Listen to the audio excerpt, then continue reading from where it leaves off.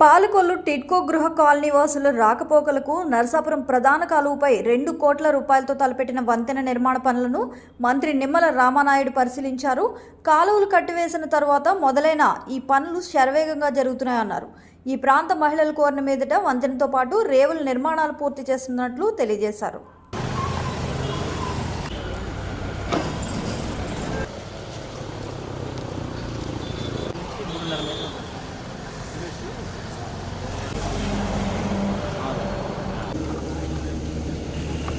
5 సంవత్సరాల పాలనలో టిడ్కో ఇళ్ల వైపు చూసినటువంటి పరిస్థితి లేదు.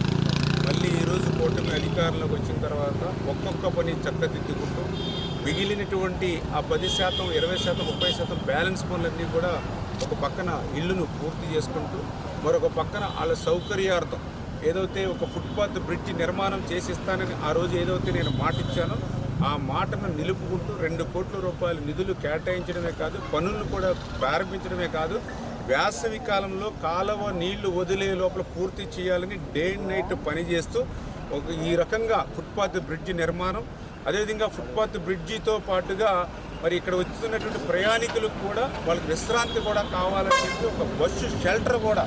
ఎందుకంటే మేము ఏదైనా పని చేస్తే 100కి 100% సంతృప్తి ఉండాలి, సాటిస్ఫాక్షన్ ఉండాలి. అందుకే మళ్ళీ ఆ ఫుట్పాత్ బ్రిడ్జికి దిగువన ఒక ఏదైతే వర్షం వచ్చినా ఎండ వచ్చినా ఇబ్బంది లేకుండా మహిళల కోసం ఆ బస్సు షెల్టర్ను కూడా ఇప్పుడు ఇక్కడ నిర్మాణం చేసుకుంటూ ఉన్నాం.